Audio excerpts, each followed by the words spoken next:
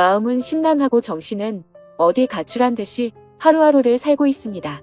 저는 진해에 사는 31살 남자이고 동갑내기인 와이프와 지내고 있었죠. 결혼 3년 차에 저에게 이런 일이 일어나 많이 혼란스럽고 힘이 듭니다. 와이프는 아이를 가진 후 육아휴직을 하며 집에서 생활하였고 나이 낳고 살이 쪄 운동하고 싶다고 해서 헬스 개인 PT도 150만원짜리 결제도 해주면서 제 나름대로는 제 아내를 잘 챙겨줬다고 생각하고 살았습니다. 와이프는 육아휴직을 마치고 복직한 뒤 자주 회식을 하며 외출을 하였고 오랜만에 육아를 벗어나 일하는 아내가 늦게 들어와도 그러려니 이해를 하려고 했습니다. 그런데 제가 너무 이해를 해준 탓일까요? 술을 먹고 새벽 4시 넘어 귀가하는 시간이 점점 늘어가기 시작했고 의심을 하면서도 저희에게는 눈에 넣어도 안 아픈 2돌도 안 된 아기가 있는데 설마 그런 짓을 할까 생각하였습니다. 올해 3월 아이가 2돌이 되기 며칠 전 저는 보고 싶지도 생각하기도 싫은 장면을 보았습니다. 빌라 2층 베란다에 있는데 어떤 남자와 와이프가 함께 빌라 입구로 오더니 남자가 제 와이프에게 목에 멍자국 잘 가려라는 말을 하는 걸 들었습니다. 그 소리를 들은 저는 격분해서 베란다 위에서 뭐냐고 따지니 남자놈은 택시를 타고 도망가듯 갔고 와이프는 집으로 올라오더니 회사 동생에게 무슨 짓이냐고 적반하장으로 나오는 겁니다. 아내는 술도 안 먹었다고 하는데 술 냄새가 났고 그 상태로 아기가 자고 있는 곳으로 가려고 해서 저는 그 몸으로 어딜 가냐고 화를 냈습니다. 그러고는 화장실에 들어가서 안 나오길래 장모님께 먼저 전화를 걸었고 팔은 안으로 굽는다고 장모님은 그럴 애가 아니다 라고 반복해서 말을 하시더라고요. 제가 장모님께 전화하는 걸 들었는지 와이프는 밖으로 나와서 장모님과의 통화를 끊어버리더니 나도 숨 좀 쉬고 살자고 하는 겁니다. 솔직히 와이프는 주간 야간을 번갈아가며 일을 하는 회사였었고 저는 야간이 없는 병원 일을 해서 칼퇴가 가능해서 애를 돌보는 건 온전히 제 몫이었습니다. 저는 5시 반 퇴근이라 어린이집에서 애를 데려오는 것도 제가 했고 집에 데려와 애를 씻기는 것도 밥을 먹이는 것, 재우는 것 그 모든 걸 제가 다 했습니다. 힘들지 않았다면 거짓말이겠지만 애를 제대로 돌보지 않는 아내에게 이교대하니까 힘들겠지 하면서 제가 다 했습니다. 와이프는 간혹 저와 함께 쉬는 날이면 2살인 애한테 계속 TV를 보여주며 혼자 놀게 두었고 와이프는 핸드폰만 만지작 거리는 게 일쑤였습니다. 술 먹고 들어온 그날 저와 말다툼을 하고 와이프는 집을 나갔고 그날 집에 들어오지 않았습니다. 나중에 알고 보니 회사 근처 숙박업소로 갔더군요. 다음 날 아침에 얼마 전에 사줬던 와이프 차 안에 있던 블랙박스를 보니 가관이더군요. 며칠 전 봤던 그 남자와의 대화 녹음이었는데 누가 들어도 연인처럼 대화를 주고받더라고요. 손이 부들부들 떨리고 화가 나서 도저히 참을 수가 없었습니다. 그래서 저는 곧장 처가에 제가 본 영상 내용 다 말하고 장모님은 그제서야 용서해달라고 했지만 저는 용서할 자신이 없었습니다. 더 황당한 건 그 소식을 듣고 나중에 아내한테서 전화가 오더니 어떻게 할 건데? 라고 묻더군요. 그 전부터 저한테 바람피면 이혼이다 라고 말한 여자였기에 이혼이다. 네가 한 짓은 간통이다 뭐가 그리 떳떳하게 말하냐라고 했더니 간통죄 없어졌다고 뻔뻔하게 말하더군요. 그래서 저는 더 이상 이 여자와 살면 안 되겠다는 생각에 애기 데리고 나와 현재 본가로 들어와서 살고 있습니다. 이혼 준비하면서 와이프에 대해 이리저리 알아보니 대단하더군요. 전 직장에서 양다리 걸치고 그중 한 남자한테는 몇백만 원 빌린 뒤에 잠수 타버리고 대부업에 손대서 추심 들어올 뻔한 적도 있고 그랬다더군요. 도대체 왜 결혼 전에 그걸 알아볼 생각을 못했을까 후회도 되었고 결혼 전에 알았다면 얼마나 좋았을까 싶었습니다. 그리고 와이프가 만나는 남자에 대해서도 녹음된 이야기를 들어보니 작년에 군대 전역한 젊은 놈이더라고요. 그놈은 뭐가 좋다고 유부녀랑 놀아놨는지 참 어이가 없습니다. 심지어 녹음된 날짜들을 보면 아이 영유아 건강검진, 예방접종을 예약한 날도 그놈과 먹고 노느라고 가지 않았습니다. 아이 태아 보험료도 1년 내고 그 다음 아예 넣지를 않아 실효되었더군요. 저는 알아서 잘 넣고 있는 줄만 알았습니다. 와이프는 저에게 정확한 월급에 대해 이야기를 해준 적이 없어 거의 생활비는 제 카드로 결제를 했던 상황이라 와이프의 카드 내용을 제가 잘 몰랐습니다. 그런데 그제서야 와이프의 카드 결제 내역을 보니 정말 한숨만 나오더군요.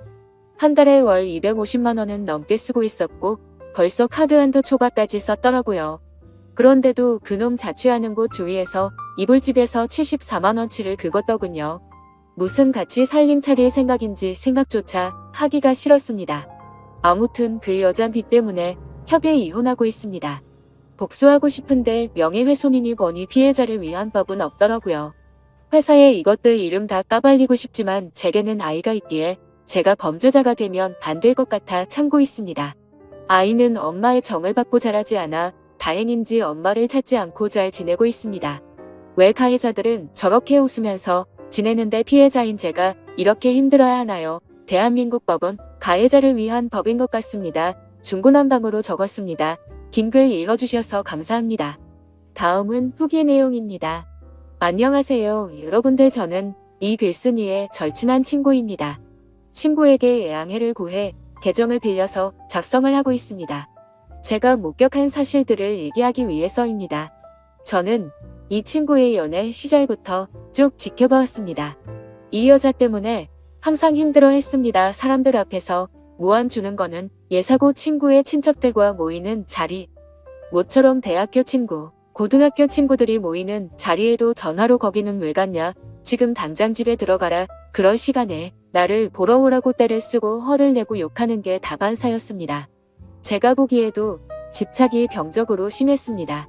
친구들 커플끼리 놀러 갈 때도 자기 맘에 안 드는 게 하나라도 있으며 바로 버스를 타고 혼자 집에 가버리고 집에 가서 전화로 화내고 욕하고 그러더군요. 더 웃긴 일도 있습니다. 결혼식 전날 친구 커플들끼리 모였습니다. 분명히 그 여자한테도 얘기를 했고요. 임신 때문에 술을 마시면 안 되니 친구 보고 혼자 가서 놀라고 했습니다. 친구들끼리 재밌게 노는데 수시로 전화가 오더군요. 나 빼고 노니깐 재밌냐고 하면서 집에 빨리 안 들어가냐고, 뭐 하는 짓이냐고 온갖 소리를 지르더라고요. 옆에서 통화를 듣고 있던 저희 친구들도 다 황당했습니다. 분명히 같이 가자고 얘기도 했었고 허락을 했었으니깐요. 아무튼 그날 또 여러분이 생각하시는 대로 또 싸웠습니다. 그래도 다음날 결혼식이니 잘 풀리길 바라면서 집으로 귀가를 했죠. 결혼 후에는 제 친구한테 심한 말을 많이 했습니다. 특히 친구 부모님을 무시하기 일쑤였습니다. 너희 집에서 해준 게 뭐가 있냐부터 시작해서 너희 집이 그렇게 잘났냐 등등, 뭐 흔히 얘기하는 시댁 구박, 그런 건 옆에서 볼 때 전혀 없었습니다. 친구 어머니께서는 그 여자가 전화하기 전까지는 절대 하지 않으셨습니다. 할 말이 있으시면 친구를 통해서 하였지만 그것 또한 집안 행사 관련 말씀이셨습니다. 그리고 이 여자는 모정이라고는 찾아볼 수가 없었습니다. 친구에게 들은 얘기도 있지만 제가 친구 집에 놀러가서 본 장면도 있죠. 애가 엄마가 봐주지 않는다고 스스로 토를 하고 했습니다. 심지어 막 걷고 뛰기 시작할 때 거실에서 뛰며 잘 놀고 있는 애를 조이 장난감이 많이 널브려져 있는 상황임에도 전혀 신경도 쓰지 않는 것 같아 보였고, 애가 침대에서 떨어져 피가 나도 뭐 이 정도면 괜찮다 하면서 그냥 TV 보러 가더군요. 참 이게 엄마라는 사람이 할 짓인지 싶었습니다. 불륜 이후 친구가 많이 힘들어할까봐 제가 계속 붙어 있었습니다. 그 당시 친구의 눈은 거의 돌기 직전이었으니깐요. 혹시나 사고를 칠까봐 혼자 둘 수가 없겠더라고요. 위에 친구가 작성한 글에도 있지만 그 사건 다음날 전화가 왔습니다. 그때 제가 옆에서 다 들었죠. 간통죄 없어졌다. 갈 때까지 가보자. 오히려 적반하장으로 그 여자가 먼저 이혼 조건을 걸더군요. 그리고 이틀 후 법원에서 만났습니다. 친구는 도저히 혼자 갈 자신이 없다고 하면서 같이 동행해달라고 부탁을 해서였죠. 처음에는 친구 혼자 법원에 들어갔다가 주차장에서 기다리고 있는 저한테 전화가 와서 같이 있어달라고 하더군요. 무슨 일이지 싶어서 가봤습니다. 이 여자 정말 대단하더군요. 검을 짝짝 씹으면서 본인이 먼저 조건을 제시했으면서 이제 와서 말을 다 바꾸더군요. 법원에서 어디선가 상담을 받고 온 듯 했습니다. 어찌 그리 뻔뻔하던지 도저히 참지 못하고 제가 법원에서 짜증까지 냈습니다. 오히려 친구는 차분해졌으나 제가 눈이 돌아서서 친구가 오히려 저를 말렸습니다. 작성하다 보니 다시 화가 날 정도로 상종 못할 인간이었죠. 제 친구 정말 많이 힘들어했습니다. 본인 일 아니라고 쉽게 말하시는 분들 익명이라고 그러지 않으셨으면 좋겠습니다. 제 친구에게 많은 격려와 위로 부탁드립니다. 감사합니다.